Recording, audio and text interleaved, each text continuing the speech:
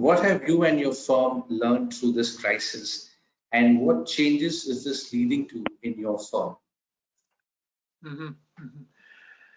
I think that the once again, I found that the most valuable assets for a law firm like ours is people. That is the what I learned from this crisis. Because in middle of this crisis, we really appreciate what kind of the people we like to work with, and what kind of the people we would like to work for. So if you look at the way how we manage this crisis, I just realized how important the solidarity and the flexibility of the people we work with and we work for is important for us. So we do cherish the permanent working relationship with our colleagues, those the lovely colleagues, but also those the reliable the clients. In middle of this crisis, if I can take an example that I can very easily make a phone call with one of our most important clients to make the flexible arrangement for the payment schedule, and I would call it sort of the solidarity between you and your client. This is built over the years, and those are very reliable clients for the firm and for us, for sure. I think that it's equally important for us is the solidarity among the partnership, but also among the staff. That's why we decided we're not going to define one single staff, even in sacrifice of the profitability of the partnership throughout this very difficult time period for us. Yeah. Thank you. Coming on to our next question. So as we come out of this lockdown globally, where will the opportunities and challenges be in your jurisdiction? And how are you prepared as a firm to meet these and serve clients? I think that in the very short term, that the challenge is that I think that many small businesses would not survive this crisis. That is for sure. As I told to the other member firms of the Mackerel, we witnessed already that an increased number of the bankruptcy cases and also the redundancy projects among the existing clients. So I'm sure that this is the very, very difficult time that for some of our clients. One of the clients just told me that they lost more than 70% of their business in space of the 3 months. And even though he has the redundancy, the project on the mind, but dilemma facing the management is that they have no financial resources to settle the severance pay for their own staff. So that is the very dilemma for them. So you can imagine that what kind of the exceptional circumstances they're facing those the small, medium-sized business. For us, I think that the opportunity is that, again, I would say the key word is people. You will see in a very short term, sort of the oversupply of the law school graduates. So this is the sort of the opportunity for us. We can pick up the talents from a big pool than usual. So this is the good news for us. And but you know that at this moment, very few law firms plan to hire people.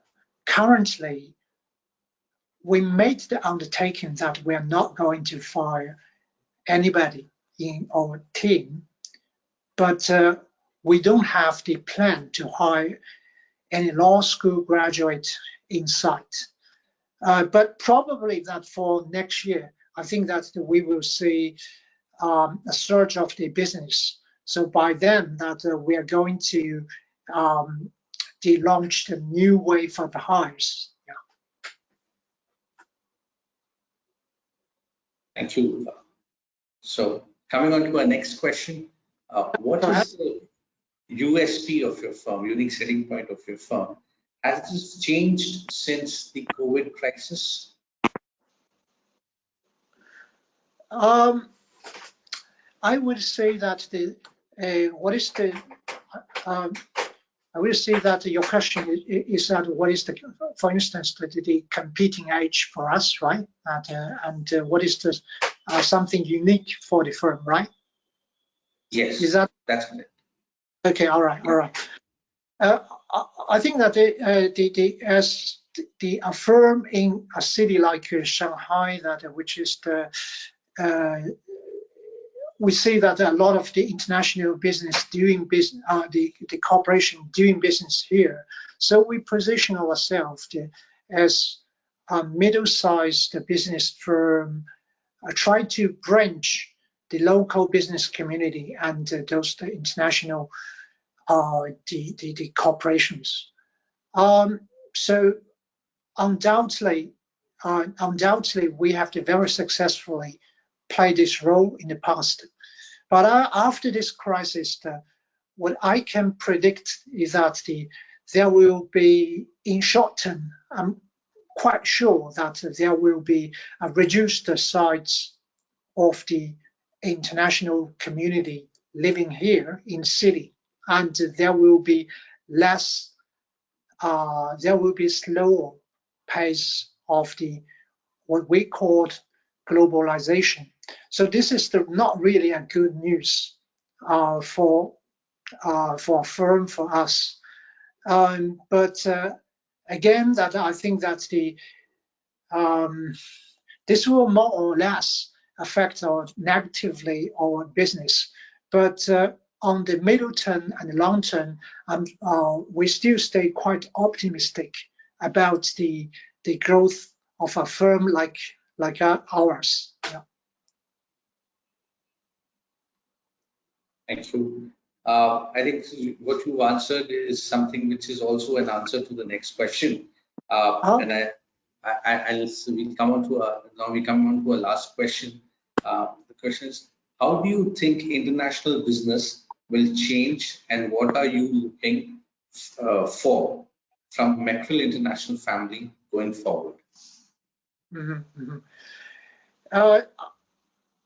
I would say that the international network like ours, it's very much live on the globalization. It's more the globalization. This word becomes the more successful we will be. But unfortunately, we are living in a very historical. I have the such impression, and I read even though today it becomes a little bit cliche. If you look at all those headlines of the newspaper, the globalization is somehow challenged in many jurisdictions. So I think that what we can do as a network is to forge our own, I would say, the USP. So I would do a very small brainstorming game about this. I think that number one, that we can, this is something that the network is doing, try to team up with other network, for instance, the MGI.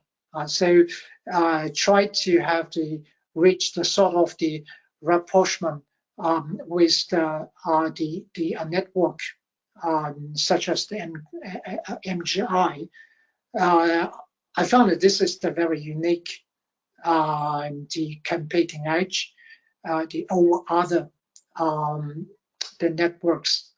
Otherwise, I found that we can also try to enlarge the geographic coverage. I believe that this is also the network is trying to achieve.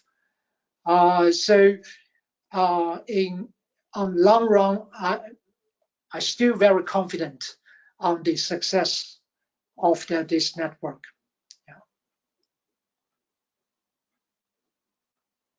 Thank you, June. Thank you so much for taking time out and sharing your thoughts with us.